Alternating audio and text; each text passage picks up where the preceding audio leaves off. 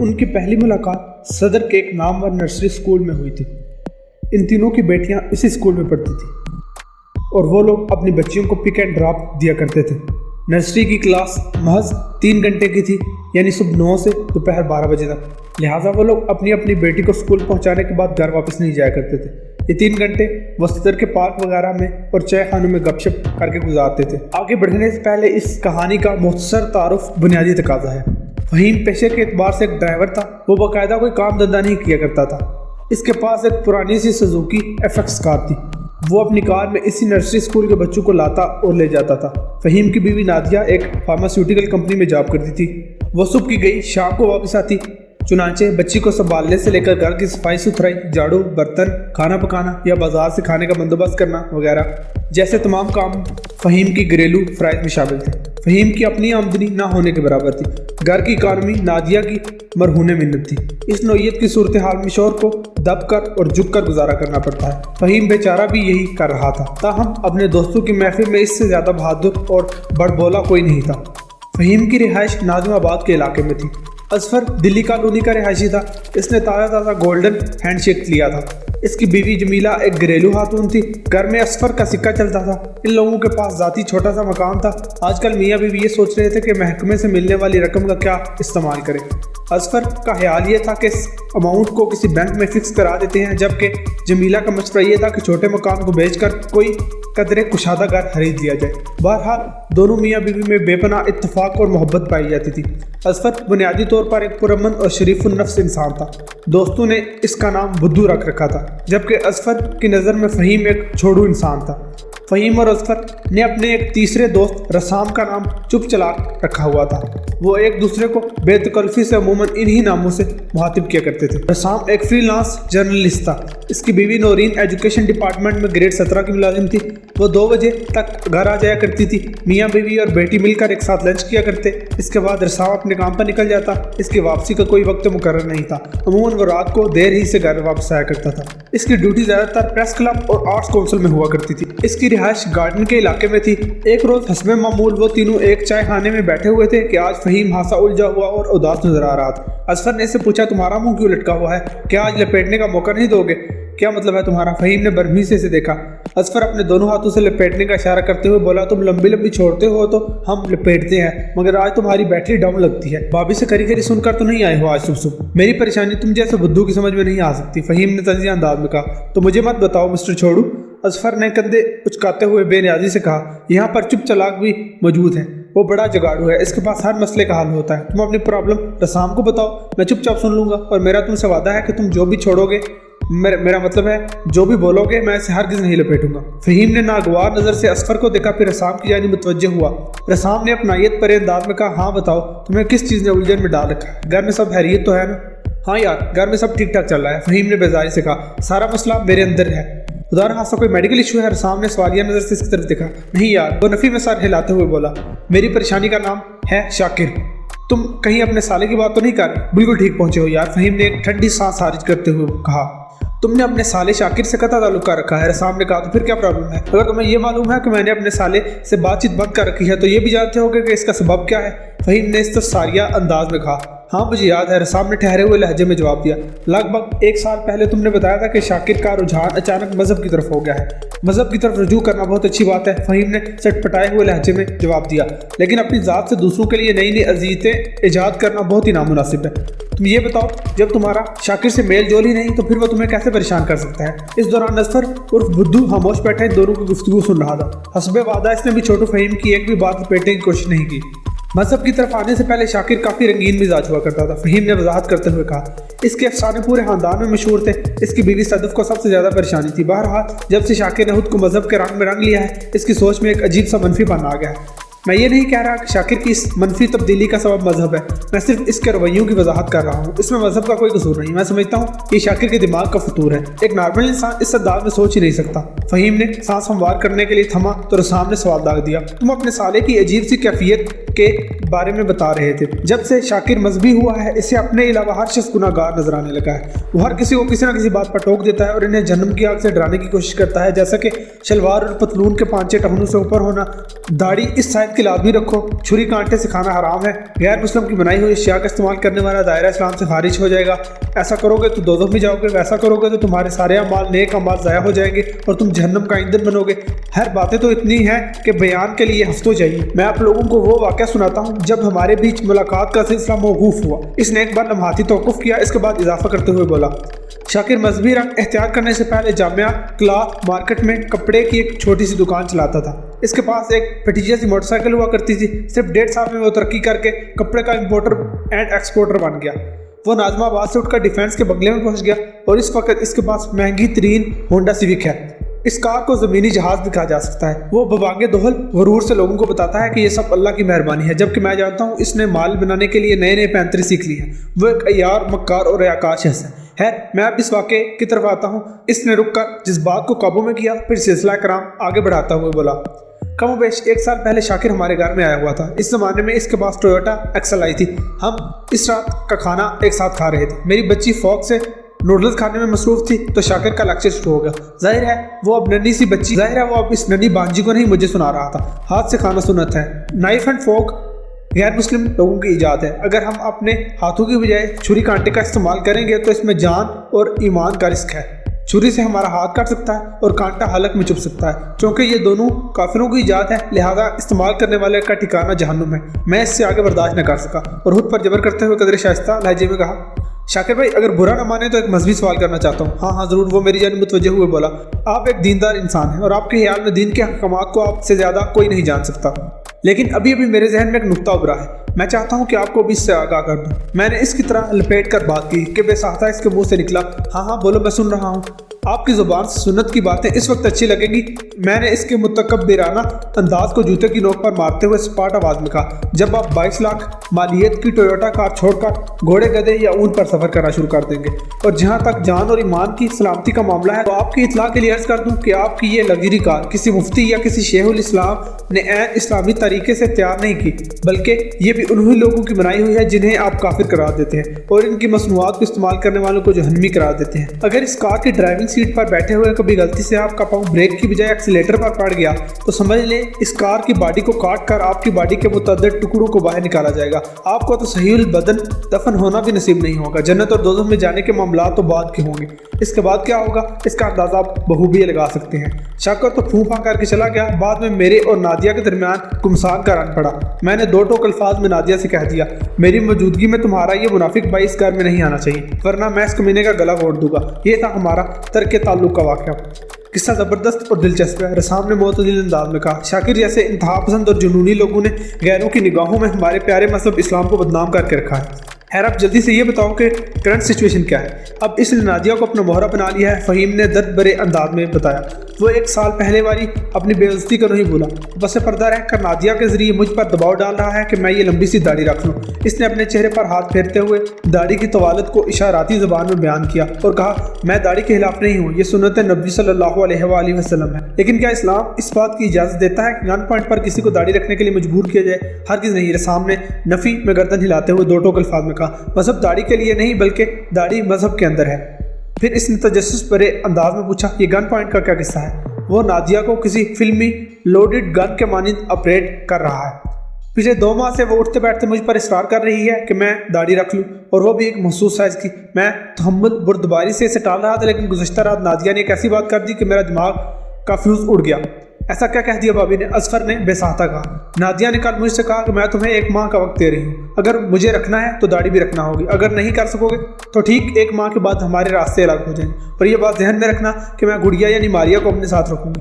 میں اپنی معصوم بچی پر تم جیسے جہنمی باپ کا سایہ بھی نہیں پڑنے دوں گی۔ असफर ने तशवीश भरे अंदाज में कहा, ये होता है ज़बान दराजी का नतीजा। मैं तो कहता हूँ तुम भाभी की बात मानकर दाढ़ी रख लो। हाँ अपना घर बर्बाद करने पर क्यों तुले हुए, ये जिद तुम्हें तबाह कर डालेगी। बुद्धू। असफर के खामोश होने पर सामने 100 रुपये का नोट उसकी तरफ बढ़ाते हुए कहा, प्लीज बाहर से मेरे लिए एक ब्रांड का आधा पैकेट सिगरेट ला दो। असफर रसाम के लिए सिगरेट लेने होटल निकला तो रसाम ने गहरी संजीदगी से सवाल किया, मैंने तुम्हारी परेशानी को समझ लिया है, अब मुझे बताओ तुम क्या चाहती हो। मैं चाहता हूँ मेरा घर टूटने से बचे। वो जज्बात से मगलूब मिन्नत रेज लहजे में बोला, मैं तुम्हारे घर की सलामती की गारंटी लेता हूँ। रसाम ने चट्टानी लहजे में कहा, और कुछ? हाँ, ये भी शाकिर की असलियत नादिया पर खुल जाए। फहीम ने कहा, ताकि वो आइंदा नादिया को अपना आला कारना बना सके। ये भी हो जाएगा, रसाम ने तवाना लहजे में कहा, और इसके साथ ही सरे महफिल शाकिर की वो जिल्लत होगी कि वह खानदान को किसी के मुंह दिखाने के काबिल नहीं रहेगा। तुमसे दुश्मनी करने के बाद वो कभी ख्वाब में भी नहीं सोचेगा। अगर ऐसा हो जाए तो मेरे कलेजे में ठंड पड़ जाएगी। वो जज्बाती लहजे में बोला, लेकिन मैं समझ नहीं पा रहा ऐसा चमत्कार होगा कैसे।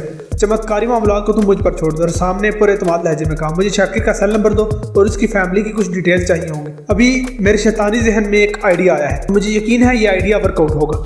ठीक है, फहीम ने खुश होते हुए कहा, मैंने शाकिर से कता ताल्लुक तो कर दिया है, लेकिन इसका कॉन्टैक्ट नंबर मेरे सेल फोन में सेव है और मैं तुम्हें वो नंबर देकर मालूमात फराहम कर दूंगा। इसके बाद तुम्हारा काम, लेकिन ये जहन में रहे कि तुम्हारे पास सिर्फ 1 महीना है। मेरे आइडिया को वर्कआउट करने के लिए 10 से 15 दिन काफ़ी है। रसाम ने ठोस लहजे में कहा, बस मैं तुमसे जैसा कहूँ तुमने वैसे करते जाना है। किसी मरहले पर अपना दिमाग इस्तेमाल करने की कोशिश नहीं करना, वरना बना बनाया खेल बिगड़ जाएगा।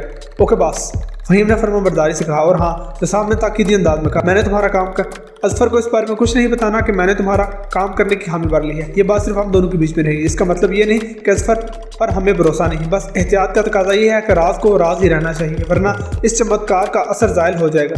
फहीम ने असबात में गर्दन हिलाते हुए कहा, समझ गया बॉस। इस वक्त असफर रसाम के लिए सिगरेट ले आया। वो दोनों असफर को देखते ही गहरी सोच में डूब गए। असफर ने सिगरेट का आधा पैकेट और बकाया पैसे रसाम को देते हुए कहा, लगता है छोड़ू की परेशानी पर गौर व फिक्र हो रहा है। और क्या हो सकता है बुद्धू, रसाम ने ठहरे हुए लहजे में कहा, वैसे तुमने जो मशवरा दिया है इसमें दम तो है, लेकिन ये मेरे मशवरे पर अमल नहीं करेगा। असफर ने शिकायत भरी नज़र से फहीम की तरफ देखा। वो क्यों बोला?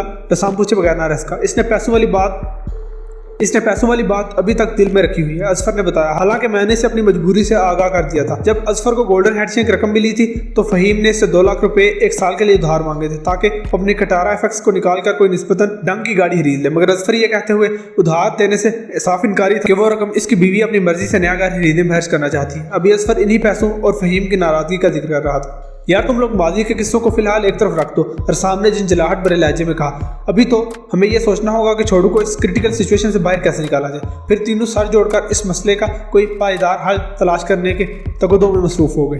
फहीम ने शाकिर का कॉन्टैक्ट नंबर और इसकी फैमिली से मुतल्लिक हर किस्म की मालूमात रसाम को फराहम कर दी। रसाम ने मैदान में उतरने से पहले अपने तौर पर कुछ फील्ड वर्क कर लिया था। फहीम को इसकी बीवी नादिया ने 1 माह की चैलेंजिंग मोहलत दे रखी थी, लेकिन रसाम ने इसे यकीन दिलाया कि वो इस काम को 10 से 15 दिन के अंदर खत्म कर लेगा। रसाम ने इंसानी फितरत और नफ्सियात पर हासा वसी मुताला कर रखा था। वो जानता था कि हर मर्द थोड़ा सा डर की जरूर होता है। किसी भी दिलकश और खूबसूरत औरत को देखते ही इसके अंदर बोंचाल सा पैदा हो जाता है। कमजोर मर्द की आंखों और चेहरे से इसकी हवस भरी नीयत का अहवाल झलकने लगता है, जबकि आली ज़रफ़ मर्द औरत के हसूल की इसी ख्वाहिश और चाहत को बअंदाज़े दीगर जाहिर करता है। रसाम को यह मालूम था कि अगर इंसान किसी मुतवसत घराने से उठकर आला सोसाइटी में जा बसे तो यकीनन इसके हालात अंदाज़ो अतवार में नुमायां तब्दीली देखने को मिलती है, लेकिन इसकी फितरत वही रहती है जो उसकी पहले होती है। रसाम ने इन्हीं ज़मीनी हक़ाइक़ और हालात वाक़यात को मद्देनज़र रखते हुए शाकिर को इबरतनाक सबक सिखाने की गर्ज से एक सेक्युलर प्रोग्राम डिज़ाइन किया था। हर ज़ाविये से मुतमईन होने के बाद इसने अपने मिशन का आगाज़ कर दिया। शाम से थोड़ी देर पहले इसने शाकिर के सेल पर एक लतीफ़ा भेजा।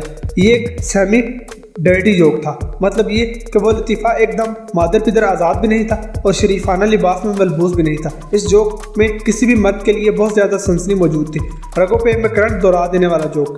मैसेज की तरसील के 1 मिनट बाद शाकिर ने रद्द-ए-अमल के तौर पर रिंग बैक किया तो रसाम तो ये तवक्को कर रहा था कि दूसरी जानब से रिप्लाई में कोई फड़कता हुआ जवाब मौसूल होगा, लेकिन ऐसा महसूस होता था कि शाकिर सदियों का फासला मिनटों में तय करने का ख्वाहिशमंद है। शाकिर की कॉल को रिसीव करना रसाम के प्रोग्राम का हिस्सा नहीं था, लिहाजा इसने अपने सेल फोन को घंटी को बेलगाम बजने दिया।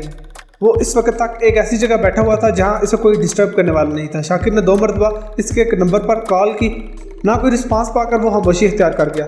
1 घंटे बाद रसाम ने एक खून गरमा देने वाला जोक शाकिर के नंबर पर सेंड कर दिया। इस मिशन की तैयारी के दौरान इसने अपने सेल फोन में हर किस्म के नमकीन और संगीन जोक का स्टॉक महफूज कर लिया था ताकि हस्ब ज़रूरत इनका इस्तेमाल कर सके। फहीम की ज़ुबानी से ये मालूम हो चुका था कि शाकिर کہ جبلت میں رنگینی بدرجہ اتم موجود ہے۔ بہرحال رسام نے اس بات کا خاص طور پر خیال رکھا تھا کہ اس کے بھیجے ہوئے جوک ڈرٹی تو ہوں مگر اتنے بھی بولڈ نہ ہوں کہ شاکر کی نظر میں اس کا امیج خراب ہو جائے۔ دوسرے میسج پر شاکر کی طرف سے کوئی رد عمل ظاہر نہیں ہوا۔ رسام نے آدھا گھنٹہ انتظار کیا، جب شاکر کی جانب سے مکمل خاموشی چھائی رہی تو اس نے یک کے بعد دیگر 3 جوک سینڈ کر دی۔ رسام کی حرکت پر شاکر یقیناً جھنجھلا گیا ہوگا، نتیجتاً اس نے ایک بار پھر رسام کے نمبر پر کال کی۔ اب کی دفعہ بھی رسام نے کال اٹینڈ کرنے کی غلطی نہیں۔ رسام کے مسلسل رسپانس نہ کرنے کے جواب میں شاکر نے ایک مختصر سا میسج کیا، یار تم مجھے میسج پر میسج کی جا رہے ہو لیکن میرا فون اٹینڈ کرنے کی توفیق نہیں، کم از کم یہ تو بتاؤ آخر تم ہو کون اور مجھ سے کیا چاہتے ہو؟ ویسے بھی تمہارے بھیجے ہوئے لطیفے لاجواب ہیں اور میں تمہارے ذوق کی داد دینے پر مجبور ہوں۔ میرا نام مایا ہے، رسام نے رپلائی میں لکھا۔ دوسری جانب پر اسرار خاموشی چھا گئی۔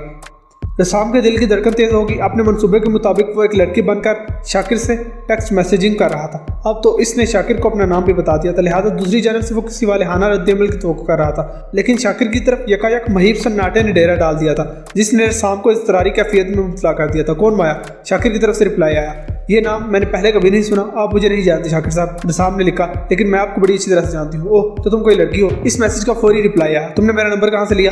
شاکر صاحب ڈھونڈنے والے تو خدا کو بھی پا لیتے ہیں، رسام نے فلسفیانہ انداز میں جواب دیا۔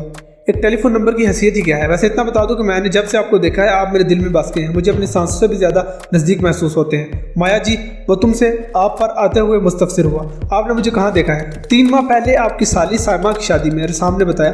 سائمہ صدف کی چھوٹی بہن تھی۔ 3 ماہ پہلے شاکر نے بڑی دھوم دھام سے اپنی سالی سائمہ کی شادی کرتی تھی۔ آپ بڑی عجیب اور حیرت انگیز باتیں کر رہی ہیں، شاکر نے کہا۔ سائمہ کی شادی میں تو 1000 کے قریب مہمان موجود تھے، میں تو آپ کو نہیں جانتا، بلکہ میری فیملی میں مایا نام کی کوئی لڑکی ہے ہی نہیں، میں سلیم بھائی کی طرف سے بارات میں آئی تھی۔ رسام نے ایک لڑکی مایا کی حیثیت سے بڑی کامیابی کے ساتھ شاکر سے ٹیکسٹنگ چیٹنگ کا سلسلہ جاری رکھے ہوئے تھا۔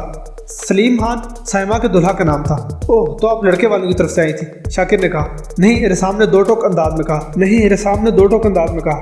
شاکر صاحب میں نے آپ کو اپنے دل و دماغ میں بسا لیا ہے، اس لیے آپ کے ذہن کو جانے جیسا گناہ نہیں کر سکتی۔ دراصل میں اپنی ایک دوست عارفہ کے ساتھ اس کی شادی میں شریک ہوئی تھی۔ عارفہ سلیم بھائی کے محلے میں رہتی ہے۔ عارفہ کو شادی کی دعوت تھی، اس نے مجھ سے پوچھا اور میں نے ہاں کہہ دیا۔ اس طرح میں عارفہ کے ہمراہ سائمہ اور سلیم کی شادی میں پہنچ گئی۔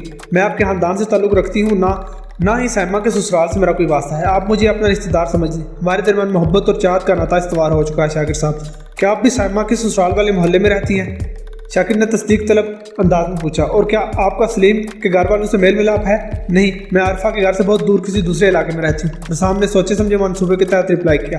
میں عارفہ کی وجہ سے اس کی شادی میں آ گئی، ورنہ سلیم خان کی فیملی سے میرا کوئی کنیکشن نہیں۔ ویسے میں عارفہ کی شکر گزار ہوں کہ مجھے اس شادی میں لے گئی، اسی بہانے آپ کو دیکھ لیا، آپ کا نورانی چہرہ اور چہرے پر باوقار داڑھی، آپ تو میرے آئیڈیل ہیں شاکر صاحب، میرے خوابوں کی تعبیر۔ ادھر رسام کا یہ میسج سینڈ ہوا، ادھر اس کے سیل فون پر شاکر کی کال آنے لگی۔ رسام نے کال پک نہیں کی۔ 3-4 بار لگاتار کوشش کے بعد اس نے میسج کیا، مایا پلیز میری کال اٹینڈ کریں، میں آپ سے ایک ضروری بات کرنا چاہتا ہوں۔ رسام نے شاکر کے دل و دماغ میں عشق و محبت کی جو آگ بھڑکائی تھی، اس کی تمازت کو چیک کرنا بہت ضروری تھا، لہٰذا اس نے شاکر کی کسی بھی کال کو اٹینڈ کرنا ضروری نہ جانا۔ جب رسام کی طرف سے کوئی رسپانس نہ ملا تو شاکر نے یہ میسج کر دیا، ٹھیک ہے مایا جی، میں اب کوئی بات کرنے کی ضد نہیں کروں گا، ہو سکتا ہے آپ کو کوئی مجبوری ہو۔ رسام نے ترنت رپلائی کیا، شاکر صاحب آپ تو انتریامی ہیں، میرے دل و دماغ کا حال جانتے ہیں، آپ نے بالکل درست اندازہ لگایا ہے، میں فی الحال آپ سے بات نہیں کر سکتی میری جان، اسے آپ میری مجبوری ہی سمجھ لیں، کہیں آپ مجھ سے خفا تو نہیں ہیں؟ شاکر نے پوچھا۔ رسام نے اس سے پہلے والے میسج میں شاکر کو میری جان کہہ کر بات کی تھی۔ کسی لڑکی کے منہ سے ایسے الفاظ سننا مرد کے لیے بہت ہی کیف دار آواز اور فرحت بخش ہوتا ہے۔ شاکر نے اسی ٹرانس میں تصدیق طلب پیرائے میں وہ سوال کر دیا۔ جواب میں رسام نے کہا، آپ کس قسم کی باتیں کر رہے ہیں؟ میں تصور بھی نہیں کر سکتی آپ سے خفا ہونے کا، آپ آئندہ اس انداز میں کبھی نہیں سوچیں گے، وعدہ کریں مجھ سے۔ ٹھیک ہے، شاکر نے کہا، آپ بھی وعدہ کریں مایا، آپ خود ہی مجھے اپنی مجبوری کے بارے میں بتا دیں گے، وعدہ، رسام نے کہا، اور جب تک آپ بتائیں گے نہیں میں آپ سے پوچھوں گا بھی نہیں۔ شاکر نے فرما برداری سے کہا، آپ کتنے اچھے ہیں شاکر صاحب، رسام نے قربان جانے والے انداز میں لکھا۔ اگر آپ کو برا محسوس نہ ہو تو ایک بات کہوں؟ جی ارشاد۔ شاکر کا رپلائی آیا، آپ اور صدف کا کوئی جوڑ نہیں، رسام نے کہا، ایسا محسوس ہوتا ہے کہ آپ کسی مصیبت کو ساتھ لیے گھوم رہے ہیں۔ وہ بسیار ہو رہی اور آرام طلبی کے نتیجے میں ایک بھینس کی شکل اختیار کر چکی ہے، اس کے ساتھ ہی وہ ایک دم کسی لومڑی کی طرح عیار اور مکار بھی ہے، جبکہ آپ ایک ہینڈسم، اسمارٹ، نفیس اور مشفیق شخص ہیں۔ میں آپ سے بعد میں بات کرتی ہوں، انکل یعقوب مجھے آواز دے رہے ہیں، اللہ حافظ۔ نسام بڑی ہوشیاری اور احتیاط کے ساتھ شاکر کے جذبات سے کھیل رہا تھا۔ ابھی تک ٹیکسٹ چیٹنگ اس کے پروگرام کا پہلا لیول تھا۔ دوسرا لیول اس نے آئندہ روز کھیلنا تھا، لہٰذا اس نے اپنے سیل فون میں لگے ہوئے سم کارڈ کو نکال کر باہر کر دیا، جس سے اب تک وہ شاکر سے میسیجنگ کا کھیل جاری رکھے ہوئے تھا۔ یہ سم کارڈ اس نے خاص طور پر اسی مشن کے لیے خریدا تھا۔ نسام نے آج کی کارکردگی کا تنقیدی جائزہ لیا اور مطمئن ہونے کے بعد معمول کے معاملات میں مصروف ہو گیا۔